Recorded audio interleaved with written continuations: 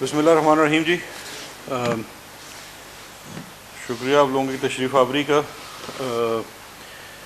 آج کل جو بڑا 2 دن سے ہاٹ ٹاپک ہوا ہے تو اس کے اندر کچھ فیکچول کلیریفیکیشن کی بڑی اشد ضرورت تھی. اور چونکہ ہمارا سب سے بڑا مسئلہ یہ ہے کہ جتنا وقت گزرتا جاتا ہے لوگ اپنے حقائق گڑھ لیتے ہیں. تو حقائق وہی ہوتے ہیں جو اصل میں حقائق ہوتے ہیں، اور ان کو بار بار دہرانا اس لیے بھی ضروری ہوتا ہے تاکہ وہ یاد رکھے جا سکیں اور آپ لوگوں کی بھی یاد دہانی ہو جائے گی، کیونکہ اس کچھ ایشو پہ میں پہلے بھی بات کر چکا ہوں. تو مختصراً میں 2 ایشوز کے اوپر بات کروں گا. ایک سب سے پہلے جو پی ڈی ایم کی پیدائش اور این آر او جو پلس مانگا گیا تھا، وہ کہ پی ڈی ایم کی پیدائش کیسے ہوئی، اس کا این آر او پلس جو مانگا گیا اس سے کیا تعلق ہے. اور اس کے بعد آج کل ڈپٹی چیئرمین سینٹ جو بڑے محترم ہیں، ان کا کچھ نیب کے اوپر جو حملہ ہو رہا ہے اس کے اوپر بھی کچھ مختصر سے بات کروں گا. سب سے پہلے دیکھیے اصل میں ہوا کیا، یہ پی ڈی ایم کی پیدائش ہوئی کیا، یہ میں آج آپ سے ذرا اس کانٹیکس میں گفتگو کرنا چاہ رہا ہوں تاکہ پتہ لگ جائے کہ یہ جو پی ڈی ایم ہے یہ پیدا کیسے ہوئی. یہ پی ڈی ایم کو پیدا کیسے ہوئی اس کو دیکھنے کے لیے آپ اس کو پچھلے 4 ماہ میں جانا پڑے گا. پی ڈی ایم کی پیدائش سے 4-5 ماہ پہلے پاکستان کو فیٹف ریلیٹڈ لیجسلیشن کے لیے، کیونکہ فیٹف کی جو گرے لسٹنگ ہے اس سے بچنے کے لیے اور دوبارہ سے وائٹ لسٹ میں آنے کے لیے کمپلائنس کی ریکوائرمنٹس ہیں، جس میں سے کچھ چیزیں آپ نے پریکٹیکلی کرنی ہیں، کچھ لیجسلیشن کرنی ہے. لیجسلیشن کی مد میں جو پینڈنگ لیجسلیشن تھی وہ پارلیمان سے ہونی تھی. اس لیجسلیشن کے لیے آپ کو سینٹ میں اسپیشلی اپوزیشن کا بھی ساتھ چاہیے. اس کے لیے جب اپوزیشن سے بات چیت شروع ہوئی تو اس بات چیت کے اندر فیٹف کے جو قوانین تھے، فیٹف چاہتا کیا تھا یہ بھی سمجھنا بڑا ضروری ہے. فیٹف چاہتا ہے کہ آپ کے نظام کے اندر اکاؤنٹیبلٹی ہو اور ٹرانسپیرنسی ہو، یعنی کہ احتساب ہو اور شفافیت ہو. جو بھی فائنینشیل ٹرانزیکشنز ہو رہی ہیں، جو آپ کے قانونی معاملات ہیں، منی ٹرانزیکشن سے ریلیٹڈ ہیں، ان کے اندر شفافیت ہونی چاہیے. اور اگر کوئی اس کے اندر منی لانڈرنگ کرتا ہے، چاہے وہ ٹیررزم فائنینسنگ ہے یا فائنینشیل ایشوز ہیں، کرپشن ہے، تو اس کی پوری طریقے سے اس کے اندر شفافیت ہو اور اس کا احتساب بھی ہو. یہ اس کا کانٹیکسٹ ہے. اس کے بدلے میں اپوزیشن نے، اور یہ وہی تقریباً 11 جماعتیں تھیں، اس میں سے چیدہ تو ان مذاکرات کا حصہ رہی، اس کے نتیجے میں اپوزیشن نے ہم سے صرف ایک ڈیمانڈ کی. فیٹف کے قوانین کے اوپر کوئی شاید نکتہ ادھر سے ادھر کرنے کی تو چیز ہو، فیکچولی تو اس کے اندر ان کا کچھ ان پٹ نہیں تھا. ہاں، ایک ڈیمانڈ اس کی تھی جو اس مسودے کی صورت میں ہمیں بالمشافہ پیش کی گئی، اور وہ یہ ہے جس کو پرائم منسٹر صاحب بھی بار بار این آر او پلس کہہ چکے ہیں. اگر یہ آپ دیکھ سکیں تو اس مسودے کے اندر ایک ایک حرف، ایک ایک چیز انہی 11 جماعتوں کے جو سرخیل ہیں، 2-3 مسلم لیگ نون والے، پیپلز پارٹی والے، جے یو آئی والے، یہ سارے ہیں جنہوں نے یہ مسودہ بنایا. یہ بھی کسی دن میں آپ کو بتاؤں گا کہ اس مسودے کے اندر کون کون سے مالدار پارٹیاں بھی ملوث تھیں جن کو اس سے فائدہ ہونا ہے. اس مسودے کے اوپر واضح لکھا ہوا ہے proposed amendments by P P P and P M L N in national accountability ordinance. اس کے اندر کوئی 34 امینڈمنٹس پروپوز کی گئی ہیں نیب آرڈیننس کے اندر. اپوزیشن کا یہ کہنا تھا کہ آپ ہمیں یہ امینڈمنٹس نیب کے اندر کر کے دیں گے تو ہم آپ کو ووٹ بھی دیں گے، ساتھ بھی چلیں گے. اس کے بغیر ممکن نہیں ہے. ہم نے ان گڈ فیتھ ان تمام ترامیم کے اوپر شک وائز ان کے ساتھ بحث کی. 3-4 دن سیشنز ہوئے. آج جو سارے بیٹھ کے بات کرتے ہیں، کوئی کہتا ہے جی کہ اس کے سامنے بات نہ کرنا تو یہ جا کے ادھر بتا دے گا، یا فلانا بندہ نہیں مانتا. یہ ساری جو اس وقت باتیں گھڑ رہے ہیں، یہ تمام لوگ بیٹھے ہوئے تھے اور ایک ایک شک کے اوپر ہم نے ان کو بتایا. اور ٹیکنیکل ٹیم بھی فیٹف کی بیٹھی ہوئی تھی یہ بتانے کے لیے کہ کون سی ایون نیب کے اندر آپ شک میں ترمیم کر سکتے ہیں جس کا کانفلکٹ نہیں ہوگا فیٹف کی ڈیمانڈ سے. لیکن یہ اب اس میں ذرا سے دیکھ لیجئے. اچھا، یہ جو نیب قوانین کی ترمیم کے اوپر بھی ایک بات گھڑی جاتی ہے کہ جی نیب کے قوانین میں ترمیم ہونی چاہیے.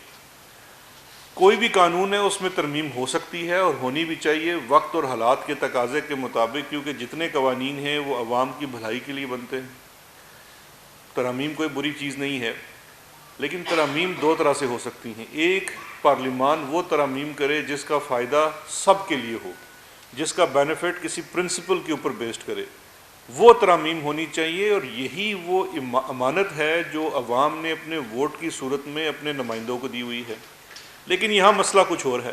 مسئلہ یہ ہے کہ جن لوگوں نے یہ ترامیم ڈرافٹ کی وہ تمام نیب کے ملزمان ہیں. ایک ایک شخص جس نے اس کے اندر حصہ ڈالا وہ تمام نیب کے ملزمان ہیں. ان کی ترامیم کیا ہے؟ یہ 34 ترامیم میں سے میں آپ کو صرف 4-5 بتاؤں گا. باقی یہ کاغذ آپ کے سامنے ہے، پہلے بھی سرکولیٹ ہوا ہے، میں آج بھی چھوڑی جاتا ہوں تاکہ وہ یادداشت صحیح رہے. ان 34 جو شقات ہیں، یہ ٹانکے جو ہیں، اس میں سے کچھ عجیب و غریب قسم کی جس کے پیچھے کوئی منطق بھی نہیں ہے، فائدہ ہے. بینیفیشریز آپ کو نظر آئیں گے، میں آپ کو بتاؤں گا ایک ایک کلاز کے پیچھے کون بینیفیشری کھڑا ہے. ایک کلاز کے اندر انہوں نے کہا کہ جی اپلیکیشن جو ہے نیب کے قوانین کی وہ 1999 سے کی جائے، 85 سے نہ کی جائے. یعنی کہ نیب کا قانون کا اطلاق 1999 سے پہلے کے ادوار میں نہ کیے جائے. یعنی کہ کمپلیٹ وائٹ واش. 85 والے غیر جماعتی انتخابات جہاں سے سب لوگ یہ سمجھتے ہیں کہ ہماری سیاست میں چھانگا مانگا اور پیسہ شامل ہوا، وہ دور نکال دیں. اس کے بعد وہ جو میوزیکل چیئر تھی پیپلز پارٹی اور نون لیگ کی حکومت آئی گئی وہ دور نکال دیں. وہ تمام دور وہ ہے جس کے اندر قرضے معاف کروائے گئے، اسٹیٹ انسٹیٹیوشنز کو کیا گیا، وہ سب ختم کر دیا جائے. اچھا، اس کا ایک اور بھی فائدہ ہے. 85 کے بعد یہ سب لوگ جو سیاست میں آئے، میرا آج دعویٰ ہے کہ 85 سے پہلے ان سب لوگوں کے اثاثے دیکھ لیں کہ ان کی بیلنس شیٹ کتنی تھی، اور 99 میں ان کی بیلنس شیٹ دیکھ لیں. اب یہ چاہتے ہیں کہ یہ 99 سے ہماری بیلنس شیٹ شروع کریں، کیونکہ ہم نے جو 85 سے لے کے 99 تک کمایا ہے اس کو حلال کر دیں. تو جتنے کیسز ان کے اوپر ال گاٹن ویلتھ کے ہیں، غیر قانونی پیسہ اور اثاثجات بنانے کے ہیں، اس کے اوپر ایک کمپلیٹ ان کو معافی دے دی جائے. تو بھائی یہ NRO نہیں ہے تو اور کیا ہے. دوسری شکل کہ نیب کا جو آفینس ہے، نیب کے اندر جو آفینس بنتا ہے وہ 1 ارب سے نیچے کا نہ ہو. وہ اس سے نیچے جو کام ہے وہ FBR کو بھیج دیں یا کسی چھوٹے محکمے کو بھیج دیں. اب ان کے بینیفیشری دیکھ لیں. اب 1 ارب کا کیس اگر دیکھیں تو کہ رمضان شوگر مل کا تقریباً 60 کروڑ کا کیس ہے، تو 1 ارب کا نہیں آتا جی، وہ بھی نیب سے چھوڑ دیں. رانا ثناءاللہ کے ایسٹس کا کیس ہے، وہ بھی چونکہ کوئی 40-50 کروڑ کا ہوگا، اس کو بھی چھوڑ دیں، کوئی چوری نہیں ہے. خواجہ آصف کا ہے، جاوید لطیف کا، یہ تمام وہ لوگ ہیں جن کے کیسز نیب کے اندر چل رہے ہیں. یہ تمام لوگ وہ بینیفیشری ہیں. لیکن جو سب سے بڑی ڈیمانڈ تھی یا سب سے بڑی جو چیز اس کے اندر تھی، جو اس قانون کے اندر بھی ڈالی گئی، اس مسودے کے اندر وہ شامل ہے، اور اس کے ساتھ ساتھ جو اینٹی منی لانڈرنگ ایکٹ تھا اس کے اندر بھی اس کلاس کے اوپر بہت زیادہ ان کا تھا کہ یہ شامل کی جائے. اور وہ کیا تھی؟ بڑی ایک معصوم سی خواہش، منی لانڈرنگ کو نیب کے اوفینس کے طور پہ ختم کر دیا جائے. کہ نیب ہے پبلک آفس ہولڈر کے لیے مینلی، یا اس کے ساتھ جو بھی لوگ ایسوسیٹ ہوں.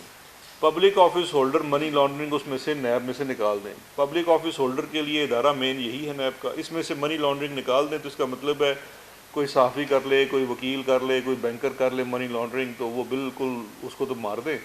لیکن جو پبلک آفس ہولڈر کرے وہ تو منی لانڈرنگ کر سکتا ہے. بھائی یہ تو منطق یہی ہے ان کی.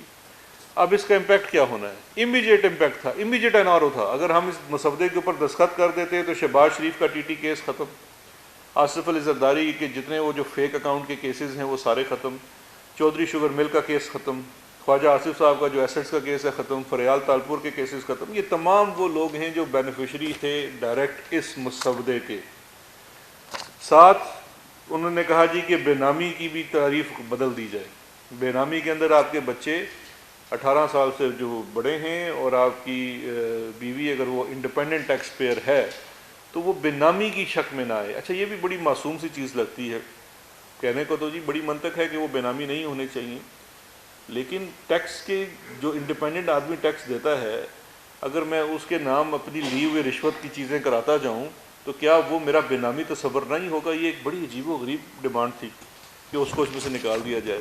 اب شہباز شریف کے اوپر کیا کیس ہے جو ٹی ٹی والا ہے کہ ساری ٹیٹیاں تو شہباز کے سلیمان شہباز اور حمزہ کے اس میں آئی ہوئی ہیں، 18 سال سے اوپر تھے، ان کو نکال دیا جائے تو بالکل ہو جائیں گے، بڑی معصوم۔ انور مجید بھی تو بے نامی ہے کسی کا، اس کا نام نکال دیا جائے تو وہ معاملہ ختم ہو جائے گا۔ اچھا، پھر اس کے بعد ایک کلاس تھی لمیٹیشن آف 5 ایئرس، کہ کوئی ایسا جرم، اچھا پاکستان کے کسی قانون میں جو فوجداری ضابطہ قانون ہے پی پی سی، اس کے اندر لمیٹیشن نہیں ہے۔ آپ 5 سال پہلے کی چیز بھی تفتیش کر سکتے ہیں جب آپ کے نوٹس میں آئے، 10 سال، 20 سال، 30 سال، ایون 50 سال کی چیز بھی آپ تفتیش کر سکتے ہیں۔ ان کا مجوزہ یہ تجویز یہ تھی کہ آپ اس کے اندر سے 5 سال کی شرط ڈال دیں، 5 سال سے پیچھے نہیں جا سکتے۔ اچھا، یہ کہ کس کو این آر او تھا؟ یعنی کہ 5 سال اگر آپ 2020 سے پیچھے جائیں تو یہ شروع ہو جائے گا 2015 سے۔ تو اس کا مطلب یہ ہے کہ آصف علی زرداری صاحب کے اور وہ گیلانی صاحب کے جو 5 سال تھے شروع کے، وہ تو پکا این آر او، ان کو تو آپ دیکھ ہی نہیں سکتے جو کیس آج تک آپ نے نہیں کھولا۔ اور اس کے بعد نواز شریف صاحب کے جو اپنے شروع کے 2 سال تھے، وہ 3 ساڑھے 3 سال، 2 سال کا انہوں نے اس میں سے اس کو کلین چٹ دے دیا۔ تو یہ کہا کہ جی اس کو کمپلیٹلی آپ وائٹ واش کر دیں۔ نیب کے 12 آفینسز میں سے جو 12 آفینسز ہیں اس میں سے 5 آفینسز کو ڈیلیٹ کر دیں کہ وہ 5 آفینسز نیب کے آفینسز نہ رہیں۔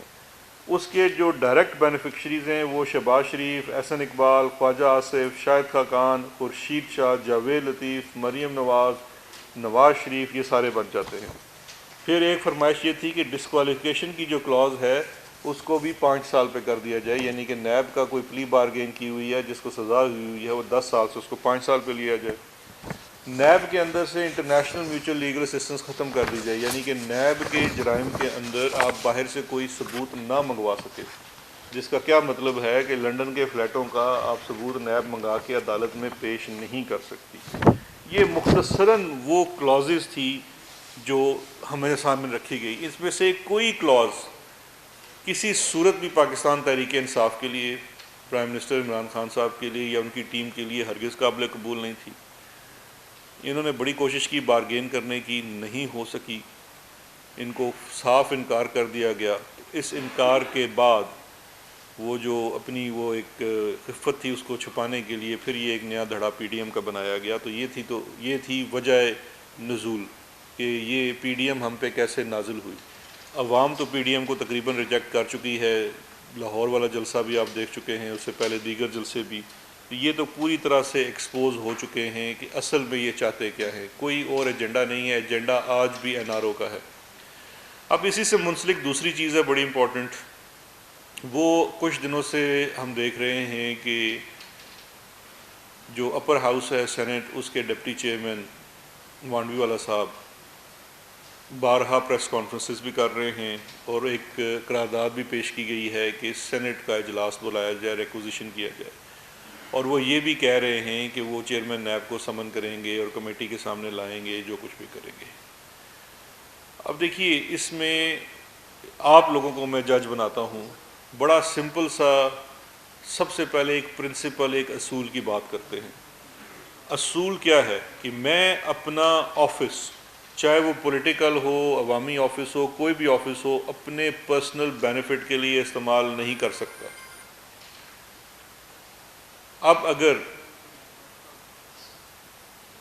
چیئرمین، ڈپٹی چیئرمین سینٹ یہ چاہتے ہیں اور وہ علیہ اعلان کہہ رہے ہیں کہ وہ انٹرنیشنلی نیب کو بلیک لسٹ کرائیں گے اور نیب کو یہ کر دیں گے، وہ کر دیں گے، میں ان کو یاد دہانی کرانا چاہتا ہوں، آپ کے پاس ایک امانت ہے۔ یہ بڑا پرابلم ہے ہمارے ملک میں، اسپیشلی سینٹ کے انتخابات میں، کہ پیسے والے لوگ آ جاتے ہیں، پیسے کے بل بوتے پہ آ جاتے ہیں، وہ جو بھی اس کی وجہ ہے میں اس میں نہیں جانا چاہتا، لیکن جب آپ آ چکے ہیں تو آپ کسی کی امانت لے کے آئے ہیں۔ آپ کا الیکٹورل کالج پروونشل اسمبلیز کی ووٹس کا ہوتا ہے، وہ لوگ عوام کی ووٹ لے کے آتے ہیں، وہ منتخب کرتے ہیں۔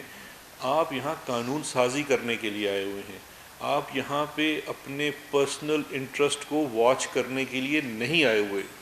آپ کے اوپر اگر کوئی مقدمہ بنتا ہے تو آپ مقدس گائے نہیں ہیں، مافیاز کو پروٹیکشن حاصل نہیں ہے، آپ اپنے پبلک آفس کو اس کے دفاع کے لیے استعمال نہیں کر سکتے ہیں۔ میں نہیں چاہوں گا کہ میں ان کے کیسز کی تفصیل میں جانا چاہوں، ایک بڑی سمپل سی چیز ہے کہ ان سے متعلقہ کسی کیس میں اکاؤنٹیبلٹی کورٹ سے ایک فورفیچر آرڈر آیا ہے. وہ فورفیچر آرڈر ہے، پروسیکیوشن نے وہاں پہ کچھ جا کے ایویڈنس پیش کیا، اس کی بنیاد کے اوپر کچھ شیئرز کو فورفیٹ کر دیا گیا. مجھے بتائیے کہ اگر آج اس کا تو مطلب یہ ہے کہ کوئی بھی پارلیمان کا ممبر وہ کوئی بھی جرم کر لے، کوئی تحقیقاتی ادارہ کچھ نہیں کر سکتا. بلکہ میں سمجھتا ہوں آپ کے ساتھ ایک 489F کا ہوتا ہے. صدیقی صاحب، آپ سے پیسے لے کے ایک پارلیمان کا رکن یا کوئی ڈپٹی چیئرمین یا اسپیکر پیسہ لے کے بھاگ جائے، آپ کو چیک دے دے، چیک باؤنس ہو جائے، آپ جائیں ایف آئی آر کرانے کے لیے، تھانے دار کہ یار میں تو ایف آئی آر نہیں کر سکتا کیونکہ کل تو وہ مجھے سمن کر لے گا سینٹ میں، اس کا تو استحقاق مجروح ہو گیا ہے. تو یہ کیا بنانا ریپبلک بنانا چاہتے ہیں؟ یہ کیا اپنے آپ کو پابلو اسکوبار سمجھتے ہیں کہ وہ بھی تو جا کے پارلیمان میں بیٹھ گیا تھا کولمبیا کی، کہ اس کے بعد اس سے کوئی وہ کہ سوال نہ کر سکے؟ آپ کے اوپر جو بھی ہے، پروسیکیوشن ایجنسی ہے، انویسٹیگیٹنگ ایجنسی ہے، اس نے عدالت میں کوئی چیز پیش کی ہے، آپ کی فورفیچر ہوئی ہے، آپ اس کو چیلنج کریں، آپ اس عدالت کے سامنے چیلنج کریں. آپ کو قانون اس کی اجازت دیتا ہے، آپ ہائی کورٹ پہ چیلنج کریں. یہاں روز یہ نہیں ہے کہ نیب سارے کام ٹھیک کرتا ہے. نیب کا کوئی کام ہوتا ہے غلط ہوتا ہے، کوئی آرڈر غلط ہوتا ہے، عدالت میں چیلنج کیا جاتا ہے. عدالتیں ہماری جس طرح کا جو بھی وہاں پہ ہوتا ہے معاملہ، وہ سب آپ کے سامنے ہے. جو غلط بات ہوتی ہے اس کے اوپر پوری نہ صرف ان کو آپ کو ریلیف ملتی ہے، اداروں کی سرزنش کی جاتی ہے، ان کو سزا جزا کا سلسلہ ہے. But you can not use the sent for your personal benefit. آپ دھمکا رہے ہیں اداروں کو، انسٹیٹیوشنز کو ملائن کر رہے ہیں. یہ ہرگز ایک پارلیمان کے رکن کے شایان شان نہیں ہے. تو میں یہ بڑا واضح کر دینا چاہتا ہوں کہ ہم پاکستان تحریک انصاف کی حکومت یا ہمارے اراکین پارلیمنٹ آپ کو اس طرح سے اداروں کی تصدیق نہیں کرنے دیں گے. آپ نے اجلاس ریکوزیشن کیا ہے، 30 کو ہوا ہے، اگر اس پہ بحث ہوگی تو حکومتی اراکین اس کا بھرپور جواب دیں گے. ہم سمجھتے ہیں کہ تمام اداروں کو انڈیپینڈنٹلی کام کرنا چاہیے اور ان کو جو قانون میں پروٹیکشن حاصل ہے وہ ملنی چاہیے. کسی بھی شخص کو اگر اس نے اس چیز کو استعمال کرنے کی کوشش کی تو اس کی اجازت نہیں ملے گی. اب ایک چھوٹی سی آپ کو میں مثال دیتا ہوں. پرائم منسٹر عمران خان صاحب رکن پارلیمنٹ تھے، ان کے اوپر کیس کیا گیا. اب جو کیس کیا گیا وہ سپریم کورٹ کے سامنے جا کے انہوں نے اپنا پورا 10 ماہ مقدمہ لڑا. وہ جا کے استحقاق کمیٹی کے سامنے نہیں جا سکتے تھے کہ جی میرا تو استحقاق مجروح کر دیا، جی میرے اوپر آپ نے مقدمہ کیسے کر دیا. آپ عوامی نمائندگان کے طور پہ جواب دہ ہیں، اور یہاں تو آپ کے اوپر کوئی الزام بھی نہیں لگا کسی اور فورم کے اوپر، عدالت کے اندر ہوا ہے. عدالت کے اندر آپ کے اوپر ایک اسپیسیفک ایلیگیشن آیا، اس ایلیگیشن کی بیس کے اوپر ایک فورفیچر آرڈر ہوا، آپ اس کو وہاں پہ کنٹیسٹ کریں. تو اس لیے ان کو اداروں کو ان کو اس چیز میں نہ لائیے، اور آپ اس کو ملک کو بنانے کے لیے وہاں پارلیمان میں بیٹھے ہوئے ہیں. تو آخر میں صرف یہی کہنا چاہوں گا کہ یہ جو اپوزیشن کا دوبارہ سے NRO++ مانگنے کا ہے، تو ابھی تک تو ناکام ہو چکے ہیں. یہ کسی صورت میں بھی، یہ میں چھوڑے جا رہا ہوں یہاں پہ کیونکہ یہ بار بار بات کو دہراتے ہیں کہ جیسے شاید ہم نے یہ ڈاکومنٹ، کل میں سن رہا تھا وہ محسن رانجھا صاحب نے تو کہیں یہ بھی فرمایا ہے کہ یہ ڈاکومنٹ میں نے ان کو دیا تھا. تو مجھے اس پہ بڑی ہنسی آئی. میرے پاس آپ کے واٹس ایپ بھی ہیں جس پہ آپ نے ڈاکومنٹس مجھ سے شیئر کیے ہوئے ہیں، تو فورینزک کرا لیتے ہیں، پتہ لگ جائے گا کس نے ڈاکومنٹ بنایا تھا. بلکہ تو پرنٹر بھی میرا خیال ہے وہ کیلیبری فونٹ کی طرح آپ کے کسی کے گھر سے درآمد ہو جائے گا جہاں سے یہ سارے پرنٹ آؤٹس کر کے بانٹے گئے تھے. بہت شکریہ جی. صاحب نے اپنی پہلی پریس کانفرنس میں کہا ہے کہ یہاں پر اختیارات دیے نہیں جاتے، چھین کر لیے جاتے ہیں کیونکہ منی لانڈرنگ کے جو مقدمات ہیں وہ FIA میں چل رہے ہیں اور FIA کو آپ دیکھ رہے ہیں. تو کیا اب آپ سمجھتے ہیں کہ اس کے بعد جو معاملات ہیں وزارت داخلہ مکمل کنٹرول جو ہے وہ شیخ صاحب کے پاس ہوگا؟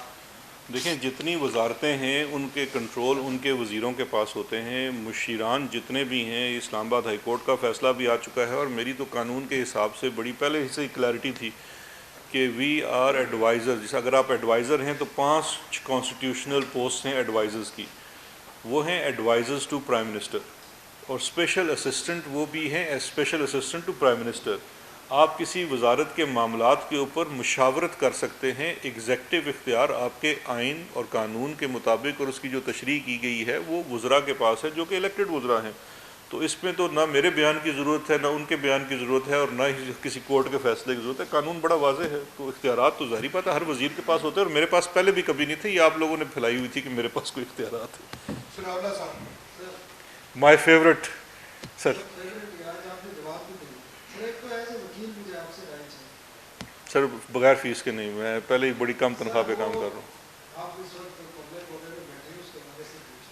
سر ایک تو مجھے یہ آپ سے رائے چاہیے کہ جو شاملات زمین ہے وہ کسی کو ٹرانسفر ہو سکتی ہے ریلیجنس کو، تو یہ مجھے دوسرا یہ بتائیں پرائم منسٹر کا گھر ہے 20-25 سال کو ریگولر نہیں ہوا، اور پرائم منسٹر جب بنتے ہیں تو نہ صرف وہ ریگولر ہوتا ہے بلکہ اسلام آباد کا ماسٹر پلان چینج ہوتا ہے. وہ والی جو جگہ ہے جہاں پہ پی ایم کا ہوتا ہے وہ زون 3 سے زون 4 میں اس کو ٹرانسفر کر دیا جاتا ہے. آپ بتائیں یہ کہاں کس قانون میں یہ کانفلکٹ آف انٹرسٹ نہیں ہے کہ جب پرائم منسٹر بنتے ہیں تو یہ کام ہوتا ہے 20-25 سال میں نہیں. دوسرا آپ نے نیب کے حوالے سے بات کی اور این آر او کے حوالے سے. پرائم منسٹر بھی آپ جو کہہ رہے ہیں 4-5 ماہ پہلے یہ ساری میٹنگ ہوئی، پی ایم صاحب تو 2.5-3 سال سے کہہ رہے ہیں کہ این آر او نہیں ہوئی. تو پرائم منسٹر کے پاس کون سا آئینی اور کنوکٹیڈ اور جن کی سزائیں ہو چکی ہیں ان کو وہ کس حیثیت میں اور کس قانون کے تحت این آر او دے سکتے ہیں؟ جی میں آپ کو دوسرے سوال میں پہلے آتا ہوں. پہلا سوال آپ کا تھوڑا سا لمبا تھا. دوسرا سوال تو آپ نے کہا نا کہ کس قانون کے تحت پرائم منسٹر صاحب این آر او دے سکتے ہیں یا کنوکٹیڈ آدمی کو چھوڑ سکتے ہیں. وہ یہ میں نے بتا دیا. یہ وہ تجویز کردہ نہیں سنیں، یہ تجویز سر یہ قانون نہیں بنا. یہ تو ہم یہی تو کہہ رہے ہیں کہ این آر او نے مانگا اور ہم نے این آر او نہیں دیا. جی تو یہ کون سی پہلی ایفرٹ تھی؟ یہ اٹیمپٹ تو بار بار ہو چکی ہے کہ آپ ہمیں اس چیز کے اوپر ہمارے کیسز کے اوپر دے دیں. اور کیسز کے اوپر کیسے مل سکتا ہے؟ یا تو آپ ایک ایگزیکٹو اختیار استعمال کر کے یا آپ قانون کے استعمال کر دیں. اچھا مجھے ایک آپ اپنی یاد دہانی کے لیے اور چیز بتا دیں. یہ پہلا قانون ہے این آر او کا. اس سے پہلے 2007 میں جو این آر او کا لفظ جہاں سے آیا نیشنل ریکنسیلیشن آرڈیننس جو جنرل مشرف نے کیا تھا، تو وہ این آر او اس کے بھی تو جو فائدہ مند انسان تھے جن کو فائدہ ہوا وہ کون تھے؟ وہ تو سپریم کورٹ نے اس کو نل اینڈ وائڈ قرار دے دیا. تو اسی طرح سے یہ اس کی دوسری ایفرٹ تھی، اور اس کے کچھ خالق وہ تھے جنہوں نے وہ والا بھی ڈرافٹ کیا تھا. وہ آپ بھی ان کو بہتر جانتے ہیں. دوسرا میرے بھائی جو آپ سوال پوچھ رہے ہیں شاملات والا، تو وہ تو آپ کو کسی پٹواری سے پوچھنا پڑے گا. یہ سوال تو پٹواریوں والا. میں ٹو بی ویری آنیسٹ مجھے یہ جو آپ اسپیسیفک قانون کا پوچھ رہے ہیں نا کہ شاملات کی زمین ٹرانسفر ہو سکتی ہے یہ نہیں ہو سکتی، یہ بڑا اسپیسیفک لینڈ کا ہے. میں نے کبھی لینڈ کی پریکٹس نہیں کی. وہ سب بالکل ہوگی نا. یہ تو لیگل پوائنٹ ہے. یا تو کسی عدالت سے فیصلہ لے لیں یا کسی سے مشورہ لے لیں. جو پرائم منسٹر صاحب کی آپ نے بات کی ہے پراپرٹی کی، تو اس میں دو چیزیں آپ کی اطلاع کے لیے عرض کرنا چاہوں گا. دیکھیے دو چیزیں ہیں. ایک تو یہ ہے کہ کوئی بنی گالا کے اندر ایک صرف واحد گھر پرائم منسٹر صاحب کا نہیں بنا ہوا، وہاں بہت سارے گھر کی تعمیرات ہوئی ہیں. جب ان کے گھر کی تعمیر نہ ہی وہ پبلک آفس ہولڈر تھے، نہ وہ کس طریقے سے کسی چیز میں تھے. اس کے جو بنی گالا اور یہ اسلام آباد کے نواں اور یہاں کے جو ماسٹر پلان کو لے کے اگر 2007 کے بعد سے آپ دیکھیں تو کافی زیادہ لٹیگیشن ہو چکی ہے مختلف معاملوں کو لے کے. ایک لٹیگیشن آپ کو یاد ہوگا F9 پارک کے لے کے ہوئی تھی جہاں پہ میک ڈونلڈس پارک بنا تھا.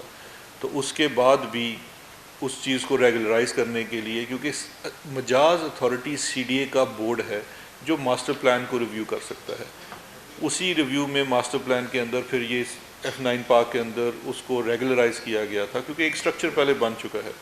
اسی طرح سے یہ نہیں ہے، یہ تو چلیں آپ کی خبر ہے نا، آپ خود بھی سمجھتے ہیں صحافت میں خبر کیا بنتی ہے. زونز کی جو ہے ماسٹر پلان کا چینج ہونا یا اس کو کرنا، یہ بھی سپریم کورٹ کے فیصلے کے بعد کہ اسلام آباد میں جہاں تک تو زون 1 ہے اس کے تو بلڈنگ کوڈ چیز بڑی واضح طور پہ ہے. آپ E11 سیکٹر میں چلے جائیں جو زون 1 میں نہیں آتا، وہاں پہ اسلام آباد مین سٹی والا بلڈنگ کوڈ کا اس فارمولے کے تحت نہیں ہوتی، بعد میں ہوتی ہے. پھر اس کے بعد دوسرے زون آ جاتے ہیں، یہ باراکو کا علاقہ آ جاتا ہے، بنی گالا کا علاقہ ہے، یہ دوسرا سنجانی کا علاقہ ہے. یہ تمام ڈفرینٹ زونز ہیں. اس کے لیے ماسٹر پلان کا مقصد ہے کہ بلڈنگ لاز بنے جس کے تحت وہاں پہ چیزیں جو ہیں ریگولرائز. ملکیت ایک الگ سبجیکٹ ہے، بلڈنگ کنٹرول ایک الگ سبجیکٹ ہے. CDA کا regularisation is building control. Building control کیا ہے کہ آپ کا نقشہ و تعمیر کے مطابق پاس ہوا یا نہیں ہوا. اس میں میری عرض بڑی سمپل سی ہے. ہم اپنے آپ کو ہمیشہ پاکستان تحریک انصاف کا اور اسپیشلی پرائم منسٹر صاحب کا یہ بڑا واضح موقف ہے ہم اپنے آپ کو ہر وقت احتساب کے لیے پیش کرتے ہیں، اس کے لیے کوئی مقدمہ تو لے کے آئیں۔ آپ اگر یہ سمجھتے ہیں، یا کوئی اگر سمجھتا ہے، آپ تو سوال کرتے ہیں، آپ کا تو کام ہے سوال کرنا، کوئی یہ سمجھتا ہے کہ یہ جو پوری ریگولرائزیشن ہوئی ہے اس میں کوئی بھی ان کو انڈیو بینیفٹ ملا ہے، تو آپ کے لیے عدالت کا فورم پیش ہے، آپ عدالت میں لے آئیے، کوئی شخص عدالت میں لے آئے، وہ عدالتوں سے تو سب کو ہمیں اعتبار ہے، سپریم کورٹ لے آئیے، اسلام آباد ہائی کورٹ لے آئے، ہم بالکل حاضر ہیں، ہم پہلے بھی گئے تھے، دوبارہ بھی جانے کو تیار ہیں، تو اس میں بالکل کوئی دوسری وہ رائے نہیں ہے کہ کوئی ایسا کانفلکٹ آف انٹرسٹ ہے۔ انور عباس بول سے مجھے آپ سے یہ جاننا ہے کہ جو برطانیہ کے ساتھ قیدیوں کے تبادلے کے حوالے سے معاملات چلے تھے وہ کہاں تک پہنچے، اور نواز شریف، الطاف حسین، راول بار اور دیگر پاکستان کے بہت سارے مطلوب افراد جو ہیں وہ اس وقت برطانیہ میں موجود ہے، ان کی واپسی کے حوالے سے آپ کی کوششیں کہاں تک پہنچی، جبکہ وزیر اعظم نے یہ کہا تھا کہ ان کی جلد واپسی کو یقینی بنائے گا؟ لیکن دو چیز ہے کہ جو قیدیوں کا، یہ دو مختلف چیزیں ہیں، قیدیوں کا تو ٹرانسفر ہو سکتا ہے، وہ ایک ایگریمنٹ تھا جو سسپینڈ ہوا تھا، دوبارہ سے ہو گیا، قیدی وہ ہوگا جو وہاں پہ سزا کاٹ رہا ہے اور یہاں پہ آ کے سزا کاٹنا چاہتا ہے۔ آپ کا جو سوال ہے وہ تو وہ لوگ ہیں جو یہاں پاکستان میں قانون کو درکار ہیں، اس میں دونوں ممالک کے درمیان ایکسٹریڈیشن ٹریٹی نہیں ہے، لیکن ریسیپروکل بیسس کے اوپر ہو سکتا ہے، پروسیس ایکسٹریڈیشن کا ہے۔ نواز شریف صاحب والا جو معاملہ ہے یہ تھوڑا سا مختلف ہے باقیوں سے، کیونکہ یہ سزا یافتہ ہیں، اور ایک پرمیشن اور معاہدے کے تحت یہ برطانیہ گئے تھے، اس پرمیشن کی کچھ کنڈیشنز تھی۔ ہمارا یہ ماننا ہے، اور یہ برطانیہ میں بھی کوئی شہری نہیں ہے، نہ ان کے پاس فی الحال ہماری اطلاع کے مطابق اسائلم ہے، یہ وہاں وزٹ ویزے پہ گئے ہوئے ہیں، اس کی میعاد بھی ختم ہو چکی ہے۔ ہم نے اس سلسلے میں برطانوی حکومت سے ان کی ڈپورٹیشن کا مطالبہ کیا ہے، اور وہ ڈپورٹیشن کا مطالبہ اس طرح سے کیا ہے کہ آپ کے اپنے امیگریشن قوانین کے مطابق ایک سزا یافتہ شخص جس نے ابھی سزا کاٹنی ہو، وہ کسی کورٹ کے آرڈر کی وائلیشن میں ہو، اور آپ کے ہاں جس ٹرمز کے اوپر وہ موجود ہو اس کی وائلیشن کرے، تو اس کو آپ ویزا کینسل کر کے ڈپورٹ کر سکتے ہیں۔ اور اس میں ہم نے مثالیں بھی پیش کی ہیں۔ ابھی آپ کو پتہ ہوگا کہ یہ ڈپورٹیز کی ایک فلائٹ کچھ عرصہ پہلے آئی ہے، اس سے پہلے 6 فلائٹس چارٹرڈ آ چکی ہیں ڈپورٹیز کی، اور اس کا ایک ہمارا معاہدہ بھی ہے یورپین یونین کے ساتھ، برطانیہ کے ساتھ 31 دسمبر کو وہ معاہدہ ختم ہو جائے گا۔ اس ڈپورٹیشن کی پالیسی کے تحت ہم نے کہا کہ یہ بھی بالکل ایسے ہی ہیں، کیونکہ دیکھیے قانون کی نظر میں تو سابق وزیر اعظم، حالیہ وزیر اعظم یا ایک عام شخص سب برابر ہیں، سب کے ساتھ برابر سلوک ہونا چاہیے۔ یہ ویزا وائلیشن میں بھی ہیں، پاکستان کی عدالتیں بھی ان کو مان رہی ہیں، آپ ان کو ڈپورٹ کر دیجیے۔ اس کے اوپر برطانیہ کا جو ہمیں جواب آیا ہے وہ بڑا سمپل سا ہے کہ جی بالکل ہم اس میں آپ کی جتنی بھی یہ لیگل پوائنٹس بھی ہیں، فیکچول چیزیں بھی ہیں، ہم اس کو کنسیڈر کریں گے ان کے کیس کو ریویو کرتے ہوئے۔ ابھی ان کے کیس کا ریویو مکمل نہیں ہوا، میری اطلاع کے مطابق وہ ابھی بھی انڈر کنسیڈریشن ہے، اور اگر ان کا کیس ڈپورٹیشن کی مد میں آتا ہے تو وہ ڈپورٹیشن کے ضابطے کے تحت واپس آ سکتے ہیں۔ دوسرا طریقہ ہے ایکسٹریڈیشن کا۔ ایکسٹریڈیشن والے طریقے میں ہمیں وہ اس پورے پروسیس سے گزرنا پڑے گا، اس کے اوپر بھی کام ان کے ساتھ ہو رہا ہے۔ انہوں نے بھی ہمیں کہا ہے کہ آپ ڈپورٹیشن کے ساتھ ایکسٹریڈیشن کو بھی یوز کر سکتے ہیں ان کی واپسی کے لیے۔ تو دونوں کے اوپر ہمارا برطانوی حکومت سے رابطہ ہے اور اس پہ کام کر رہے ہیں۔ نسیم صدیق صاحب سر نیب کا اعلامیہ آیا، اس میں انہوں نے کہا کہ انہوں نے 12 ارب روپے ریکور کیے، جو کہ بہت ہی کم ہے، کیونکہ جو کوشچنس آپ نے بتائی ان کو کرنوں میں جاتی ہے۔ اور دوسرا یہ جو نیب ریکوری کرتی ہے ایک تو بہت کم ریٹ ہے اس کا، دوسرا جب آپ کے پروسیکیوٹرز جاتے ہیں اور جو ملزمان ہوتے ہیں ان کے پروسیکیوٹرز بڑے ہائیلی پیڈ ہوتے ہیں، تو جو نیب کو رقم ریکور ہوتی ہے اس میں سے آپ کچھ اچھے پروسیکیوٹرز ہائر بھی کر سکتے ہیں تاکہ مقدمے جلدی سے نمٹے۔ اور لیکن دو چیزیں ہیں، ایک تو یہ ہے کہ جو نیب کی ریکوریز ہوتی ہیں وہ نیب اپنے اوپر خرچ نہیں کر سکتی، وہ اسٹریٹ جاتے ہیں آپ کے جو کنسولیڈیٹڈ اکاؤنٹ ہیں اس کے اندر۔ یہ بڑا اس کے اندر غلط فہمی بھی ہے کہ شاید نیب کوئی پیسے رکھ لیتا ہے یا اس کی کوئی پرسنٹیج ملتی ہے، وہ چیز خلاف قانون ہے، وہ نیب نہیں رکھ سکتا اور نہ ہی رکھتا ہے، اور وہ پیسے وہ آپ کے سینٹرل اکاؤنٹ میں جا کے جمع کرائے جاتے ہیں۔ نیب کا ایک اینول بجٹ ہوتا ہے، اس کے مطابق ان کو بجٹ ملتا ہے۔ جہاں تک وہ ایک امبیلنس ہے جو پروسیکیوٹرز اور ڈیفنس کاؤنسلز کے بیچ میں ہے، وہ بالکل ہے، اور کچھ کیسز میں تو بڑے واضح حد تک ہے۔ کاش حکومتوں کے پاس اتنے ریسورسز ہوتے کہ وہ اتنے ہی اچھے ہائیلی پیڈ پروسیکیوٹرز رکھ سکتے جتنے ڈیفنس کاؤنسلز ہوتے ہیں، لیکن ہمیشہ ضروری نہیں ہوتا کہ ہائیلی پیڈ ہی وکیل اچھا کام کریں. کچھ لوگ جذبہ ایمانی سے بھی لڑ لیتے ہیں, لیکن یہ ایک پروسیس ہے, جوڈیشل پروسیس ہے, اس میں بھی بہت زیادہ ریفارمز کی ضرورت ہے, جس کی وجہ سے جو عام عوام چاہتی ہے کہ ریکوریاں بھی جلدی ہوں اور کیسز کا کنکلوژن بھی ہو. تو اس کے اوپر حکومت تو آلریڈی ہمارے ٹینیور میں ایک دفعہ نیب کے امپلائیز کی انکلوڈنگ پروسیکیوٹرز اور انویسٹیگیٹرز ان کی تنخواہیں بھی بڑھائی جا چکی ہیں, لیکن بالکل وہ ایسی نہیں ہیں جو مارکیٹ کمپیٹیبل ہوتی ہیں جو کہ پرائیویٹ سیکٹر میں مل سکتی ہیں. آپ سے یہ جاننا چاہوں گی کہ گزشتہ ایک برس میں جب ہم صورتحال دیکھتے ہیں اور جو نیب کی جاری کی گئی ہے اپنی پرفارمنس, اس میں ہم دیکھتے ہیں کہ کوئی ایک بھی نمایاں کنوکشن نہیں ہے گزشتہ ایک سال میں, اور جو ریکوریز ہیں وہ بھی جیسے کہ پہلے بھی آپ نے بات کی کہ وہ بھی کوئی خاص نمایاں نہیں ہے, اور کارکردگی جو ہے وہ کاغذوں میں تو اچھی ہے لیکن ہم جب گراؤنڈ ریالٹیز دیکھتے ہیں تو اس میں نظر نہیں آتی ہے. اپوزیشن کی جانب سے پولیٹیکل انجینئرنگ کا جو الزام لگایا جاتا ہے وہ بھی موجود ہے, بڑے بڑے نام ہیں جن کے خلاف کیسز ہیں لیکن نام دکھائی نہیں دیتے. اس کا کیا کہنا ہے؟ دیکھیے, دو چیزیں ہیں. اس چیز کو آپ کو تھوڑا ہولسٹیکلی سمجھنے کی ضرورت ہے کہ جو آپ کے پروسیکیوشن کا عمل ہے اس میں نیب کا رول صرف میں سمجھتا ہوں 30 یا 40% رہ جاتا ہے. اس میں ڈیفنس کا بھی کردار ہے اور اس میں عدالتوں کی جو مینجمنٹ ہے اس کا بھی کردار ہے.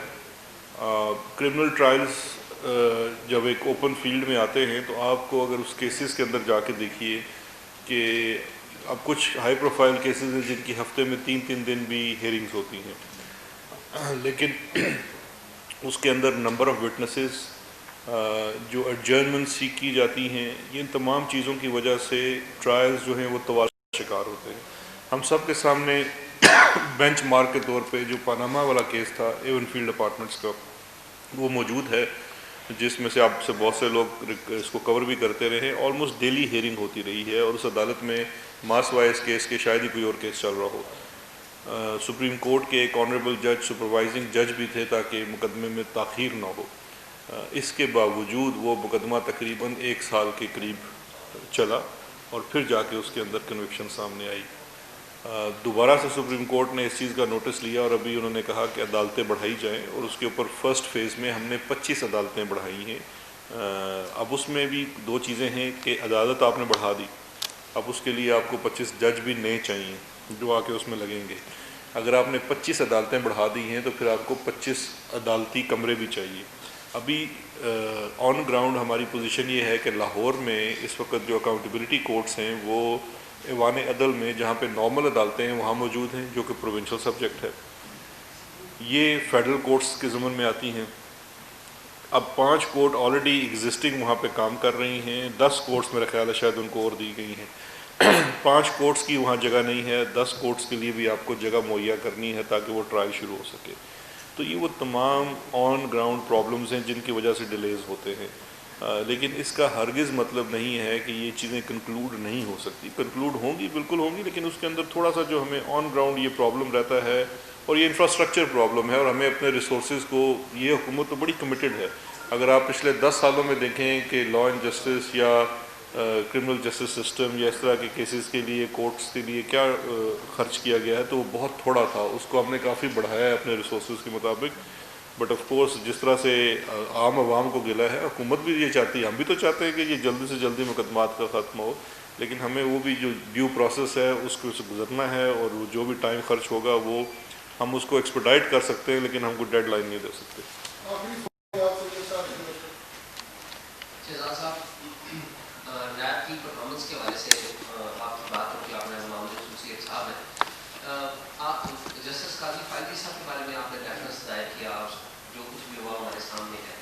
جو چیئرمین نیب ہے ان کے اوپر بڑے اعتراضات سامنے آئے, ان کے بارے میں ان کے دفتر میں ایک ویڈیو بنی, وہ کیس بھی ہمارے سامنے آیا. تو آپ ذاتی طور پہ مطمئن ہیں چیئرمین نیب کی پرفارمنس سے؟ آپ نہیں سمجھتے کہ ان کے بارے میں کوئی ریفرنس کسی ٹائم دائر ہونا چاہیے, کیونکہ بہت سارے اعتراضات ہیں پولیٹیکل اپوننٹس کی طرف سے, تو اعتراضات ہوتے ہیں, شاید انہوں نے خود ہی اسی چیئرمین نیب کو لگایا تھا, لیکن آپ تو ایک نئی گورنمنٹ ہے اور آپ کے پاس اختیار بھی ہے ریفرنس دائر کرنے کا بھی یا کوئی اور کام نہیں کا. دیکھیے, دو چیزیں ہیں. ایک تو یہ ہے کہ جہاں تک آپ نے پرفارمنس کی بات کی, ہم تو بہت مطمئن ہیں. آپ اپنا اطمینان کا بتائیں کتنا ہوا ہے کہ نہیں ہوا. دوسری چیز یہ ہے کہ جو آپ سوال کر رہے ہیں، میرا خیال ہے یار اس سوال کو تھوڑا سا دیکھ لیں کہ جو آپ ایک ایلیگیشن لگا رہے ہیں، اس ایلیگیشن میں اس کی چیزیں کیا ہیں، اس کا ان کے کام سے کیا تعلق ہے، اور اگر ہے بھی تو ریفرنس فائل کرنا، آپ ریفرنس فائل کر دیں، آپ کا ادارہ فائل کر دے، اور بھی کوئی فائل کر سکتا ہے، کوئی عام شہری فائل کر سکتا ہے، کوئی کر دے، ہمیں تو اس سے کوئی اعتراض نہیں ہے۔ یہ تو آپ وہ والی بات کر رہے ہیں کہ وہ آپ ٹارگٹ کرنے کی کوشش کر رہے ہیں کہ ان کے اوپر ہم ریفرنس فائل کر دیں۔ ہم نہیں سمجھتے کہ ان کے میں تو آپ کو بتا رہا ہوں کہ بالکل ان کے کام پہ اطمینان ہے۔ اگر آل آف سڈن اگر آپ ان کا پروفائل دیکھیے تو سپریم کورٹ، ہائی کورٹ، مختلف کمیشنز کی سربراہی کر چکے ہیں۔ آپ اگر ان کے کام سے متعلق کوئی بات کرنا چاہیں تو ہم بالکل حاضر ہیں، لیکن جو ریفرنس فائل کرنا ہے، ہمت میرا خیال ہے اعجاز صاحب آپ کو ہی کرنی پڑے گی۔ سر یہ بتا دیں سر